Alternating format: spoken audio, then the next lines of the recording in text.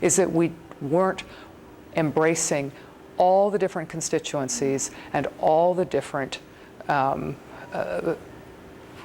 leaders of those constituencies, whether we like them or not. Everyone has to have a seat at the table. So we're talking about like Madrid-style conference? I don't know what the form is going to take, and I'm not as concerned about the conference formats. I'm more concerned about the fundamental principles, which I think are that everyone has to be represented in the process. And it is extraordinary what can happen. I have worked over the past 10 years, well actually 30 years, but in particular since the death of my husband, in many conflict regions around the world. And exactly.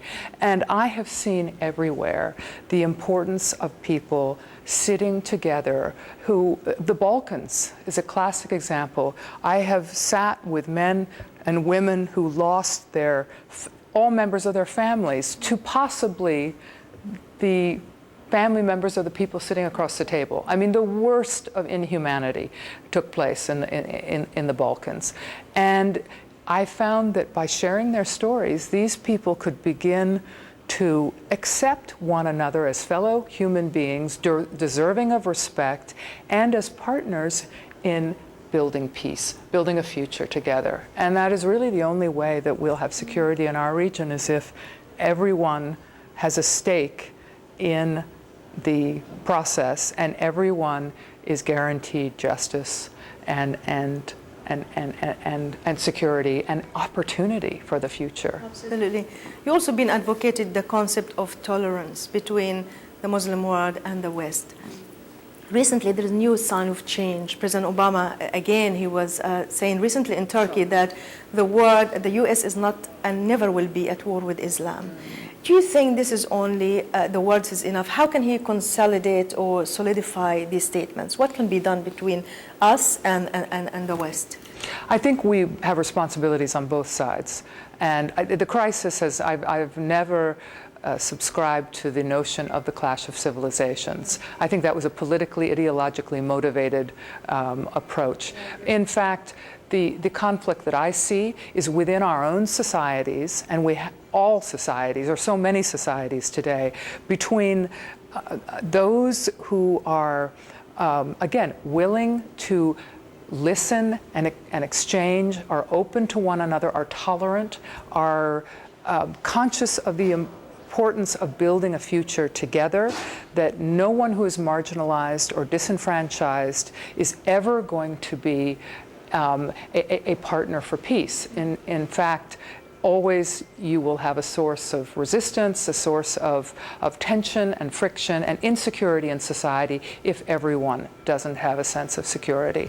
So I feel very, very strongly that within our own world, our Arab and Muslim world, we need to speak out.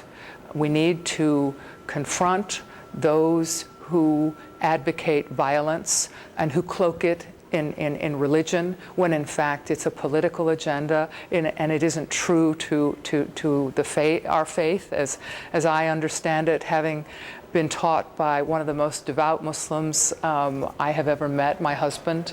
And I believe in the United States as well. We have a responsibility as Arabs and Muslims, and I also will say, and have said often to the Arab American community here, they have a responsibility to, again, to speak out, to use their voices in a society which allows for everyone's voice to be heard, to work together, to unify their efforts, and not to compete, but in fact to see that united we can be a much more potent force for our goals than if we are competing amongst ourselves for who is going to be the most important, or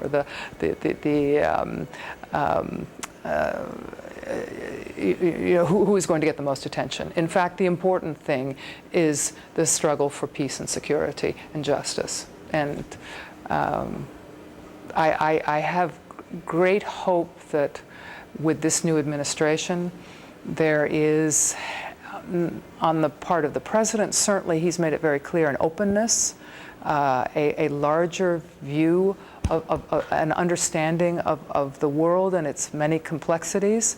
I'm hoping that he will have an impact on the population here in the United States, but I feel that we have a responsibility to work here very hard as well, to promote the vision or to represent the mainstream, the majority in all of our societies, a majority that is seeking peace and security and dignity and a sense of hope and opportunity, at least for our children.